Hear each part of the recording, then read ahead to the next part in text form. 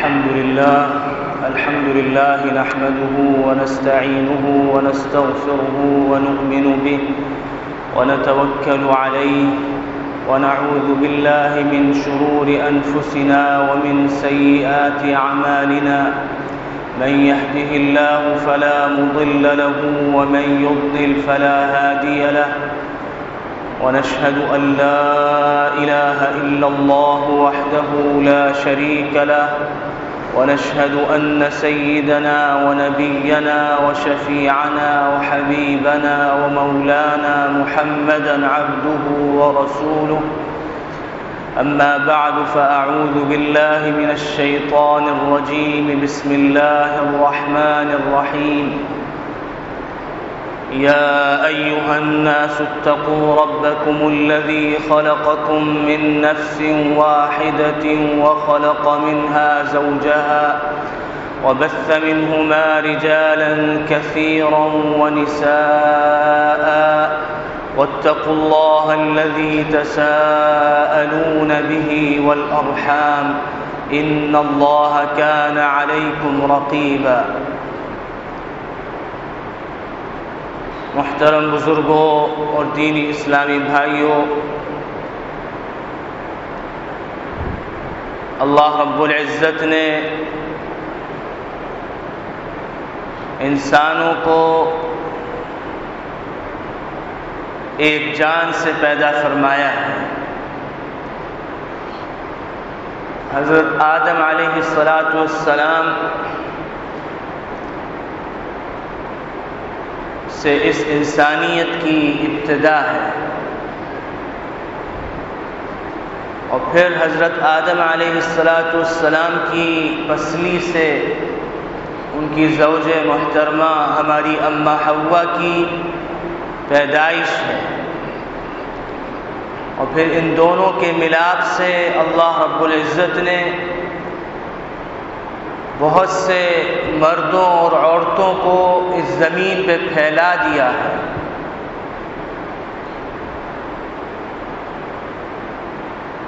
اسی تخلیق کا ذکر سورہ نساء کی پہلی آیت میں ہے، جو آپ کے سامنے تلاوت کی گئی۔ اللہ تعالیٰ فرماتا ہے، اے لوگو، اپنے اس رب کا لحاظ رکھو، اپنے اس رب سے ڈرتے رہو جس نے تمہیں ایک جان سے پیدا کیا ہے،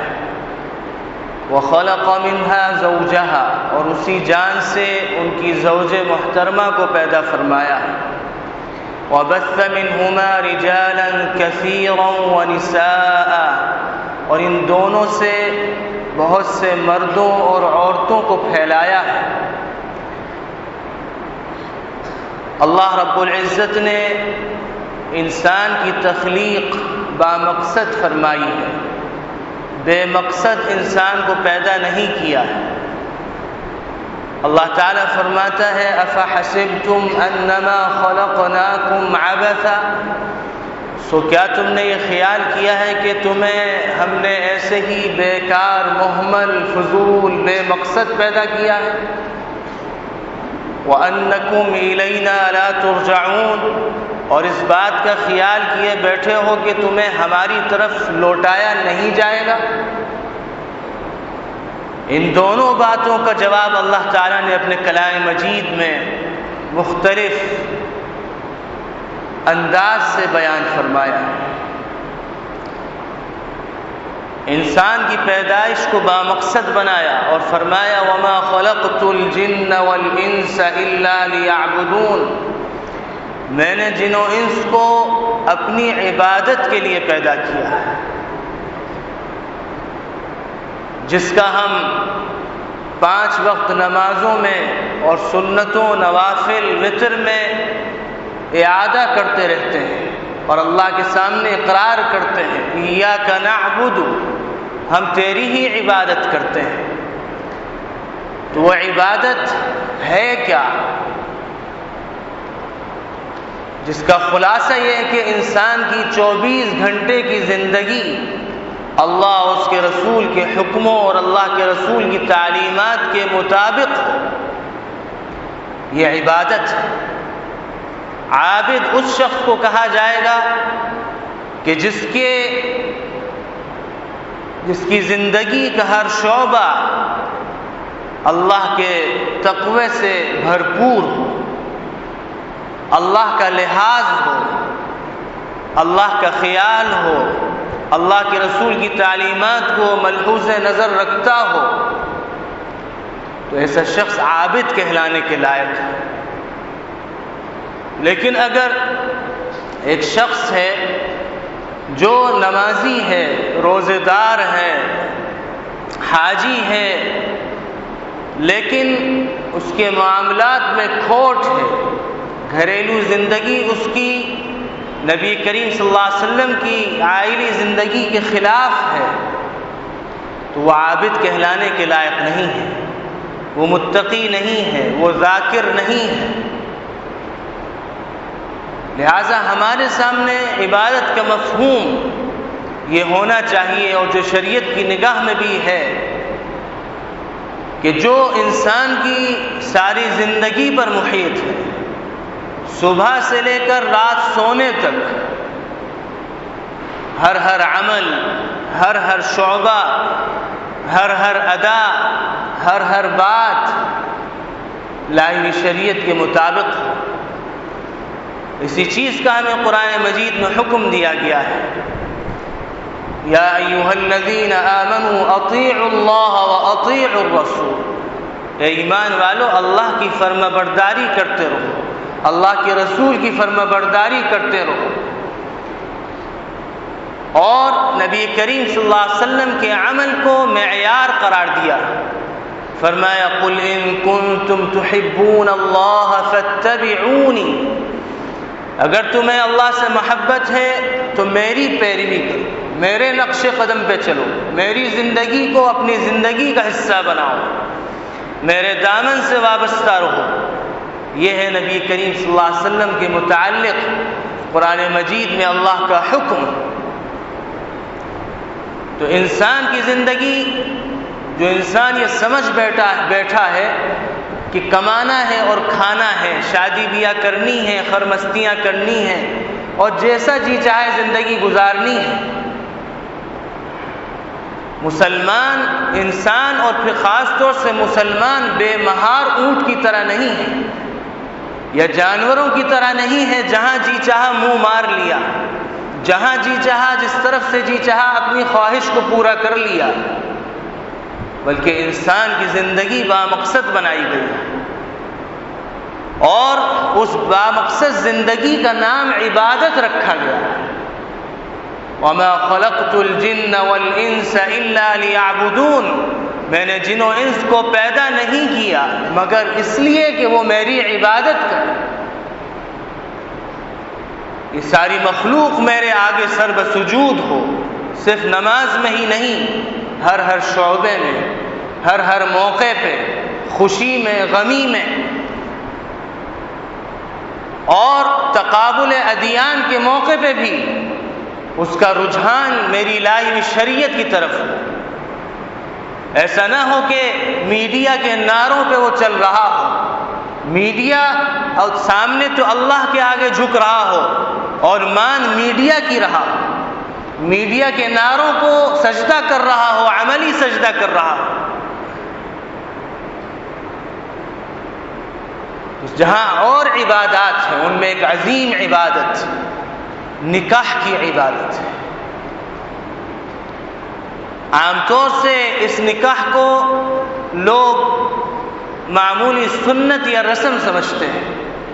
حالانکہ نبی کریم صلی اللہ علیہ وسلم نے فرمایا جس شخص نے نکاح کر لیا اس نے اپنا آدھا دین مکمل کر لیا۔ اس قدر عظیم عبادت ہے، لیکن اس عبادت کو ہم نے عبادت نہیں سمجھا، اس کی برکات اور اس کے ثمرات اور اس کی وجہ سے ملنے والا اللہ کا فضل اور رحم، اس سے محروم ہوتے چلے گئے۔ اور اللہ رب العزت نے انسانی فطرت کا خیال رکھا ہے، انسانی خواہش کا خیال رکھا ہے، انسانی تقاضوں کا خیال رکھا ہے ان تقاضوں کا خیال رکھتے ہوئے اللہ نے انسانی خواہش کی تکمیل کے لیے نکاح کو اس شریعت کا حصہ بنایا۔ اسی نکاح کے موقع پر یہ آیت تلاوت کی جاتی ہے جس کے اندر اتنا اہم حکم ہے، جو ایک آیت ہے لیکن اپنے اندر مکمل سمندر رکھتی ہے۔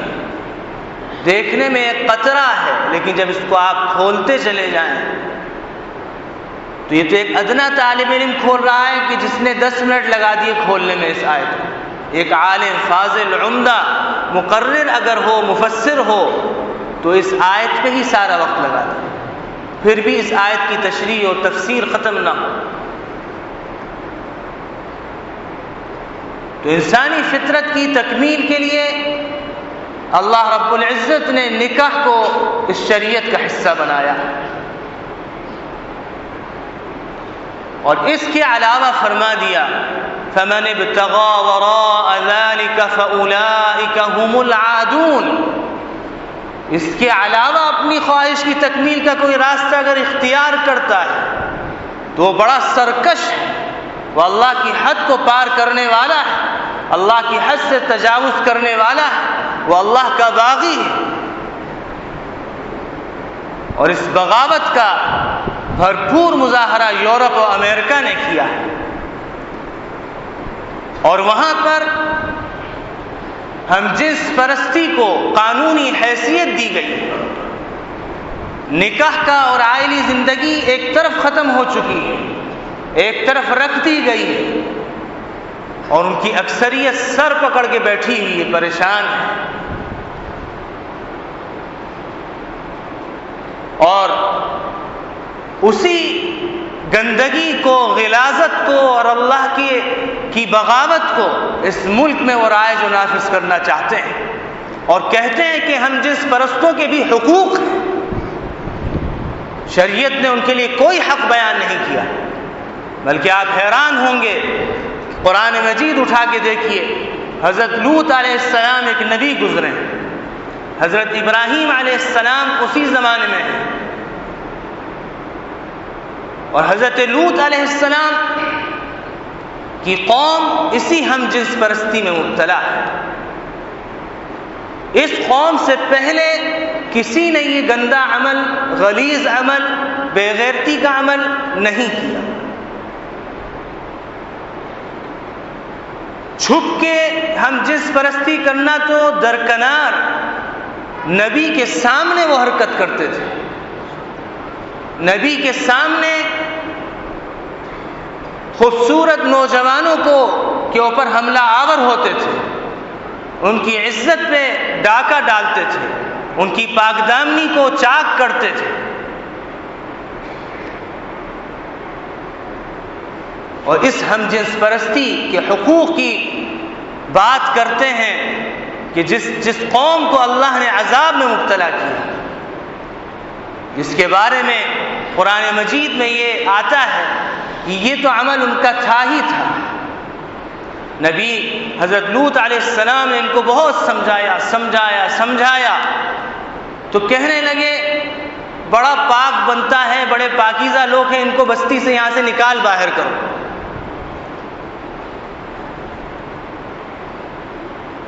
اللہ رب العزت نے ان کو کہا بل انتم قوم مسرفون، تم فضول خرچ۔ معلوم ہوا کہ فضول خرچی کا تعلق صرف مال سے نہیں ہے، فضول خرچی کا تعلق، اسراف کا تعلق ہر اس چیز سے ہے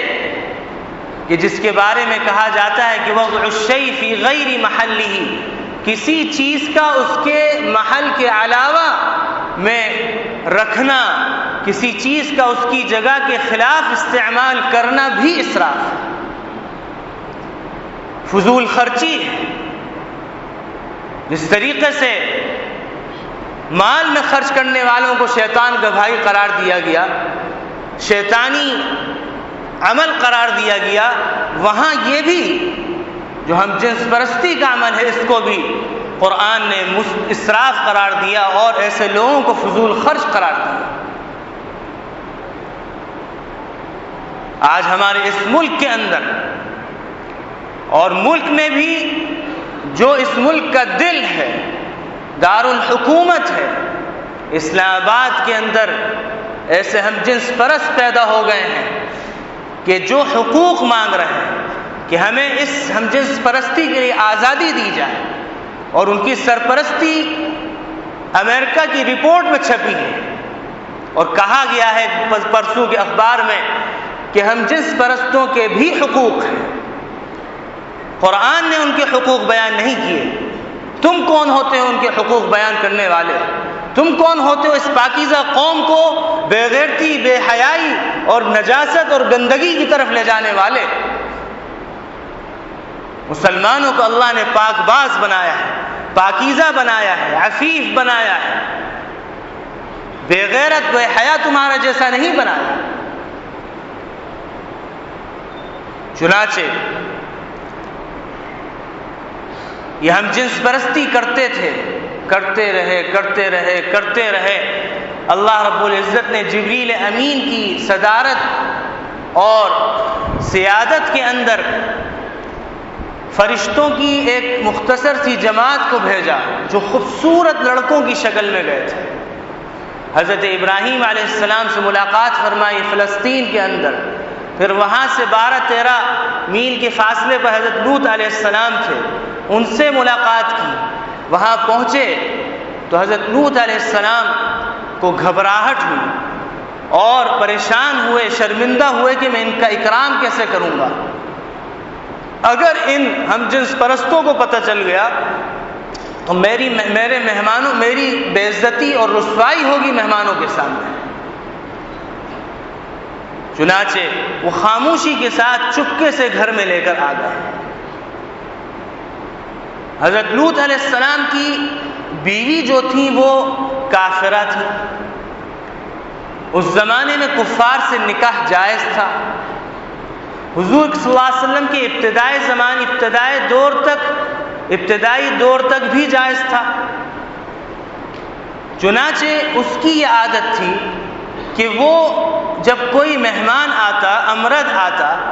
بے ریش آتا، تو وہ اپنی قوم کے لوگوں کو جا کے بتلاتی ہم جنس پرستوں کو کہ آج تمہارا شکار آیا ہے۔ چنانچہ چونکہ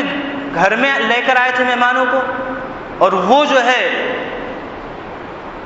گھر کے راز کو افشا کرتی تھی، وہ پہنچی اور پہنچنے کے بعد ہم جنس پرستوں کو کہا کہ گھر میں آ جاؤ، تمہارے شکار آئے۔ اب وہ سارے کے سارے یہرعون الیہ، بے چینی اور بے کلی اور خوشی کے عالم میں دوڑتے ہوئے چلے آئے، جیسے کہ بھوکا کھانے پر جھپٹتا ہے۔ حضرت لوط علیہ السلام نے جب یہ دیکھا تو کہا کہ بھائی میری بیٹیاں تمہارے لیے حاضر ہیں، تمہارے لیے پاک باز، پاک صاف ستھری ہیں، وہ تمہاری فطری خواہش کو پورا کریں گی، لیکن اور فرمایا حضرت لوط علیہ السلام نے فلا تخزونی فی ضیفی، میرے مہمانوں کے سامنے تم مجھے رسوا نہ کرو، اپنی خواہش کی تکمیل ان سے کرو۔ اور فرمایا الیس منکم رجل رشید، کیا تم میں کوئی ایسا عقلمند انسان نہیں ہے جو میری بات کو مانے، جس سے کیا میں حکم دے رہا ہوں اس کو تسلیم کرے، اور جس سے منع کر رہا ہوں اس سے باز آ جائے؟ اور ایسا عقلمند انسان نہیں تم میں کہ جو تمہارے بے وقوفوں کو سمجھائے؟ تو انہوں نے وہی اپنی خباثت والا جواب دیا اور کہا لقد علمت ما لنا في بناتك من حق وانك لتعلم ما نريد، آپ کو تو معلوم ہی ہے کہ ہمارا آپ کی لڑکیوں میں کوئی حق نہیں ہے، ہم تو وہ چاہتے ہیں، آپ کو تو معلوم ہے جو ہم چاہتے ہیں وہ ہمیں دے دیجیے آپ، ہم بدکاری اور ہم جنس پرستی چاہتے ہیں۔ تو اس وقت حضرت لوط علیہ السلام بے چین ہو گئے، گھبرا گئے کہ کوئی ایسی مضبوط چٹان مل جائے جس میں جا کے میں پناہ لے لوں۔ تو جب ان کی پریشانی کو دیکھا، خوبصورت نوجوانوں یعنی فرشتوں نے جو نوجوانوں کی شکل میں آئے تھے، تو انہوں نے کہا کہ آپ گھبرائیے نہیں، ہم نہ یہ آپ کو تو درکنار، ہمیں تو درکنار، یہ آپ کو بھی نقصان نہیں پہنچا سکے، ہم تو اللہ کے بھیجے ہوئے ہیں، اِنَّا رُسُلُ رَبِّكَ لَن يَصِلُوا إِلَيْكَ، ہم تو آپ کی طرف اللہ کے پیغمبر ہیں، اللہ کے بھیجے ہوئے ہیں، اس کے فوجی ہیں، اس کے اہلکار ہیں جو نمٹنے کے لیے آئے ہیں اس بدکار قوم سے، کیونکہ نبی نے اللہ کے سامنے یہ بددعا کر دی تھی کہ اب ان کو تو پکڑ لے، وہ بددعا قبول ہوئی، اور پھر وہ وقت آیا امتحان، اب وہ آ رہے ہیں، چاہ رہے ہیں کچھ ہو جائے، لیکن انہوں نے فرشتوں نے کہا حضرت لوط علیہ السلام سے فَأَسْرِ بِأَهْلِكَ بِقِطْعٍ مِّنَ اللَّيْلِ وَلَا يَلْتَفِتْ مِنْكُمْ أَحَدٌ إِلَّا امْرَأَتَكَ، کہ آپ رات کے ایک حصے کے اندر اندھیری رات میں آپ اپنے گھر والوں کو لے کے نکل جائیے، اور آپ میں سے کوئی پیچھے مڑ کے نہ دیکھے، مگر آپ کی بیوی جو ہے وہ پیچھے مڑ کے دیکھے گی، إِنَّهُ مُصِيبُهَا مَا أَصَابَهُمْ، اس کو بھی وہی پہنچے گا اللہ کا عذاب جو ان کو پہنچا، اور یہ صبح کے وقت ہوگا واقعہ۔ حضرت لوط علیہ السلام تو اپنے نیکوکاروں اور مسلمانوں پیروکاروں کو لے کے نکل گئے، صبح کے وقت حضرت جبریل امین نے اپنے ایک پر کے نیچے اٹھایا بستی کو، جو 4 شہروں پر محیط تھی، چھوٹے چھوٹے شہر تھے، اٹھا کے ان کو ملانے کے بعد اوپر لے گئے، آسمان میں جتنی مخلوق تھی وہ ان کی چیخ و پکار سن رہی تھی، کتوں کی بھونکنے کی آوازیں آ رہی تھیں، جانور اور چلا رہے تھے، مرد جتنے بھی تھے وہ چلا رہے تھے، اوپر سے اٹھانے کے بعد فَجَعَلْنَا عَالِيَهَا سَافِلَهَا، اوپر کے حصے کو نیچے پلٹ دیا، الٹا کر دیا، کیونکہ یہ الٹا کام کرتے تھے۔ اللہ تعالیٰ فرماتا ہے إِنَّ اللَّهَ لَا يَنظُرُ إِلَى مَنْ أَتَى رَجُلًا أَوْ امْرَأَةً فِي دُبُرِهَا،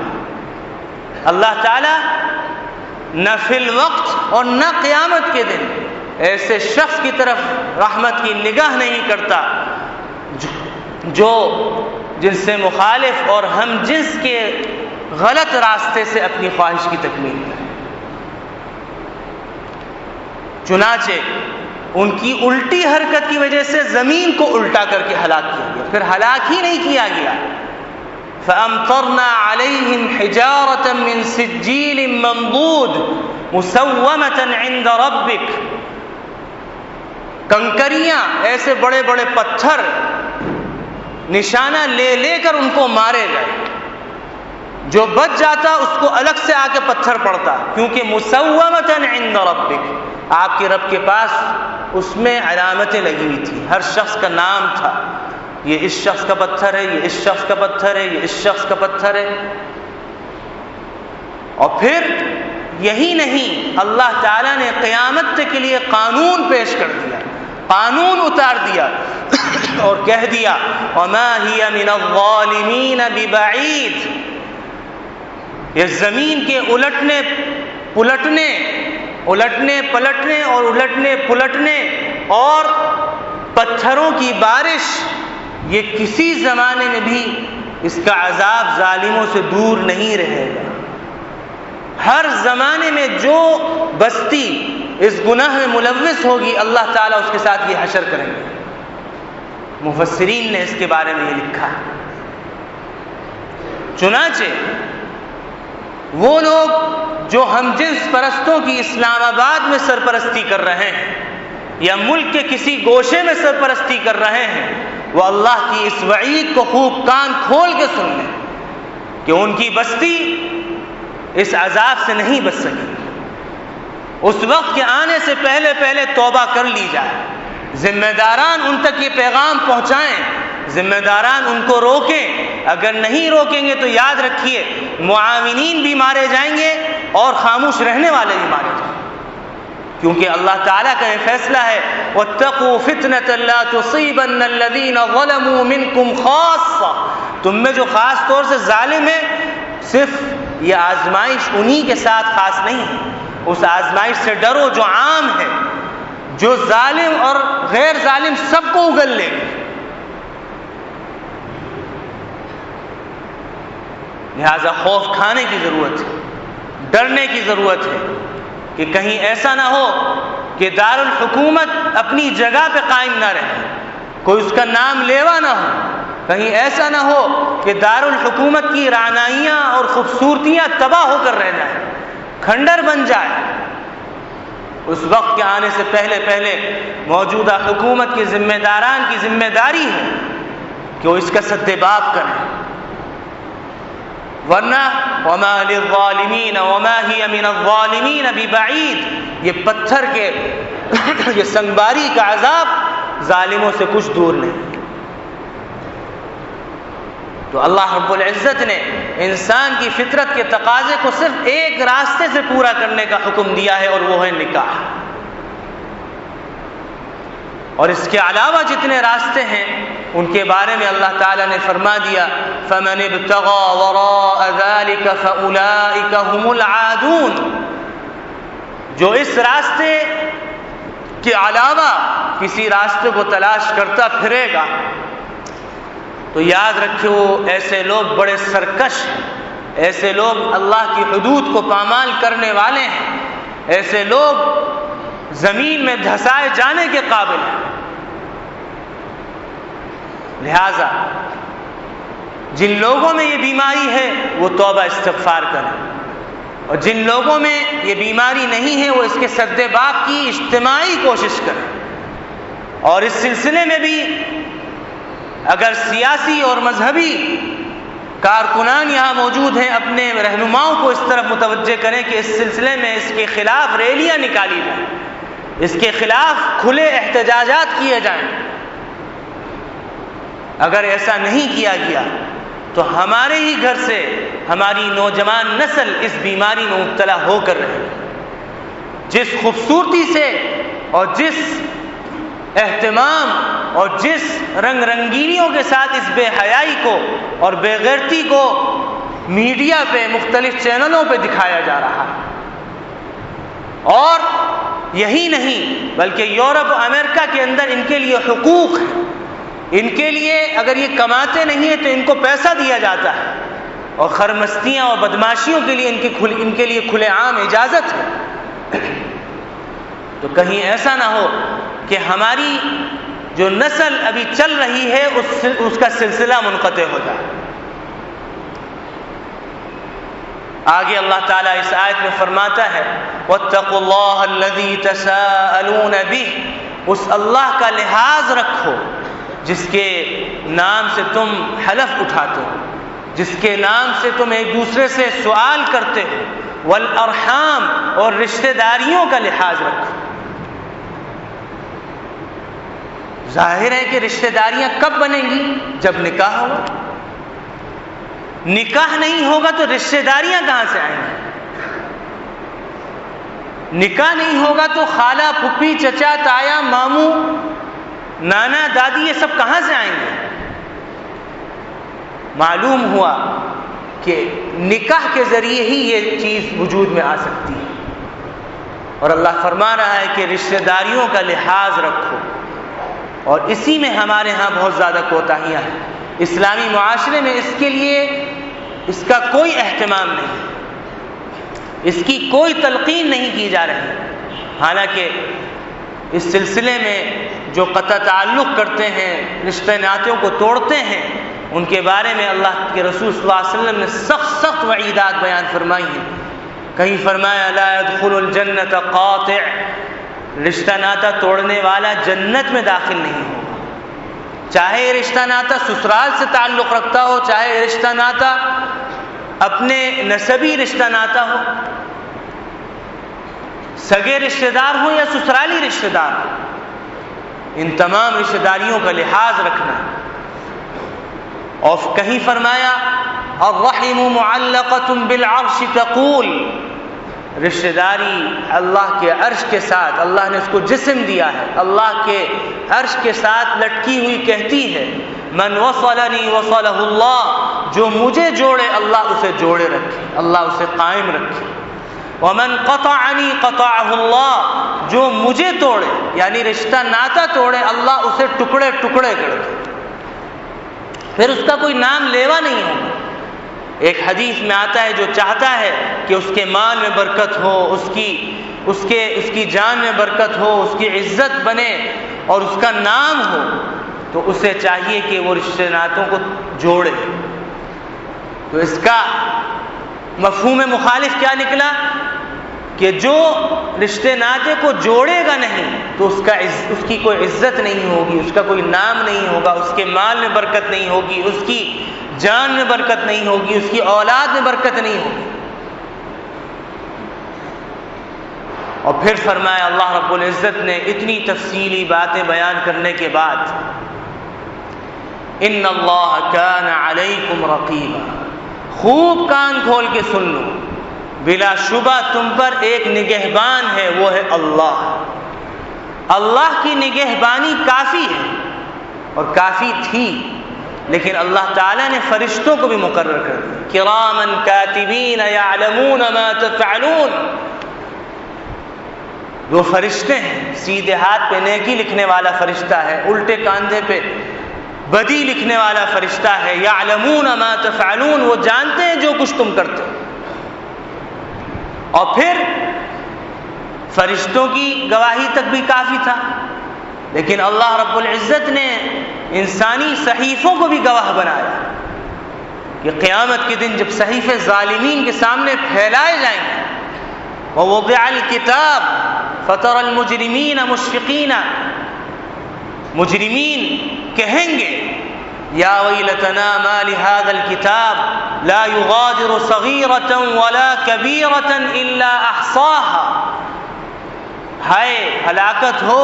اس نام اعمال کو، کیا ہوا، نہ اس نے کوئی چھوٹی چیز چھوڑی نہ بڑی چیز چھوڑی، ہر چیز کو شمار کر رکھا۔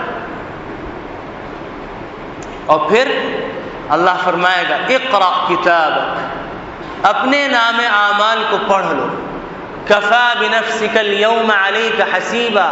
آج تم اپنا حساب خود ہی لے لو۔ اور پھر یہی نہیں کہ یہ تیسری گواہی اللہ کی، فرشتوں کی، صحیفوں کی، اور پھر چوتھی گواہی بھی اللہ نے رکھ دی، اذا زلزلت الارض زلزالها، جب زمین کو ہلا دیا جائے، جھنجھوڑ دیا جائے گا، زلزلہ آ جائے گا، وَأَخْرَجَتِ الْأَرْضُ أَثْقَالَهَا، اپنے بوجھ کو نکال باہر پھینکے گی، وَقَالَ الْإِنسَانُ مَا لَهَا، انسان حیرت سے کہے گا یہ کیا ہو گیا، يَوْمَئِذٍ تُحَدِّثُ أَخْبَارَهَا، اس دن زمین تمام خبریں بیان کرے گی، ہر انسان کا گناہ بیان کرے گی، چھوٹا بڑا بیان کرے گی، ظلم بیان کرے گی، ظالموں اور جابروں کے کرتوت بیان کرے گی۔ وجہ کیا ہوگی؟ بِأَنَّ رَبَّكَ أَوْحَىٰ لَهَا، اللہ رب العزت اسے حکم دیں گے کہ بیان کرو، اللہ اسے زبان دیں گے، ہر چیز کو اس دن زبان دی جائے گی۔ اور پھر یہی نہیں، پانچویں گواہی بھی ہوگی، اور پانچویں گواہی خود انسان کے اعضاء انسان کے خلاف گواہی دیں گے۔ جب انسان مکرے گا اور اپنے کرتوتوں کو جھٹلائے گا تو اللہ فرماتا ہے سورہ یاسین میں، آپ بار بار پڑھتے ہیں، اليوم نختم على افواہہم، آج ہم ان کے منہ پہ مہر لگا دیں گے، وتکلمنا ایدیہم، ان کے ہاتھ ہم سے بات کریں گے، وتشہد ارجلہم، ان کی ٹانگیں گواہی دیں گی، بما كانوا یکسبون، جو بکواسات اور بے غیرتی بے حیائی کما کر لائے اس۔ اور پھر اس وقت جب یہ حال دیکھیں گے، نام اعمال کو کوسا، اب اپنے جسموں کے اعضاء کو اب کوسیں گے اور کہیں گے وَقَالُوا لِجُلُودِهِمْ لِمَ شَهِدْتُمْ عَلَيْنَا، اپنے اعضاء سے کہیں گے، اپنی کھالوں سے کہیں گے ہمارے خلاف کیوں گواہی دیتی ہو؟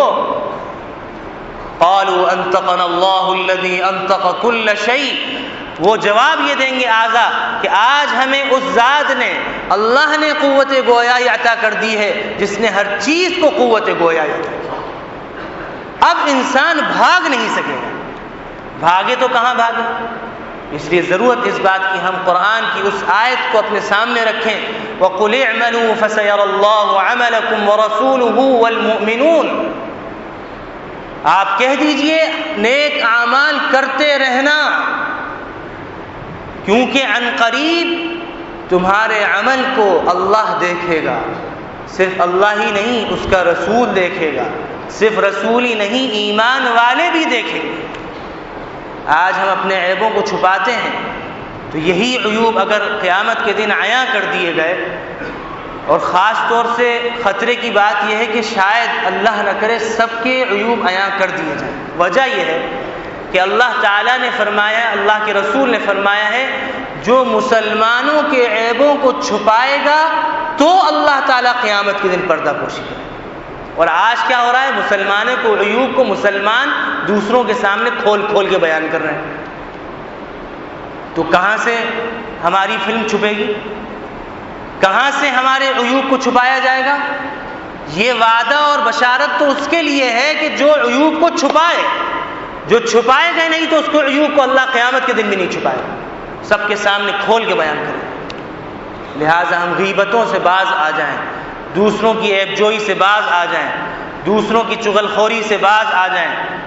اللہ تعالیٰ قیامت کے دن ہمارے عیوب کو کھول دے گا۔ وَسَتُرَدُّونَ إِلَىٰ عَالِمِ الْغَيْبِ وَالشَّهَادَةِ، اور ان قریب تم عالم الغیب والشہادہ، غیب اور حاضر کو جاننے والے کے سامنے پیش کیے جاؤ گے اس کی عدالت میں۔ فَيُنَبِّئُكُم بِمَا كُنتُمْ تَعْمَلُونَ، پھر وہ تمہیں بتلائے گا جو تم کیا کرتے تھے دنیا میں۔ اللہ تعالی ہم سب کو ان باتوں کے سننے کے بعد جو خالصتاً اللہ اس کے رسول کی باتیں ہیں، ان کو سننے کے بعد عمل کی توفیق نصیب فرمائے، اور اجتماعی طور پر ہم جنس پرستی کا جو پرچار کیا جا رہا ہے میڈیا کے ذریعے سے اور عالمی قوتوں کے ذریعے سے، ان کے خلاف ہمیں برسر پیکار ہونے کی توفیق عطا فرمائے، کیونکہ مسلمانوں کو ہر طریقے سے یہ تباہ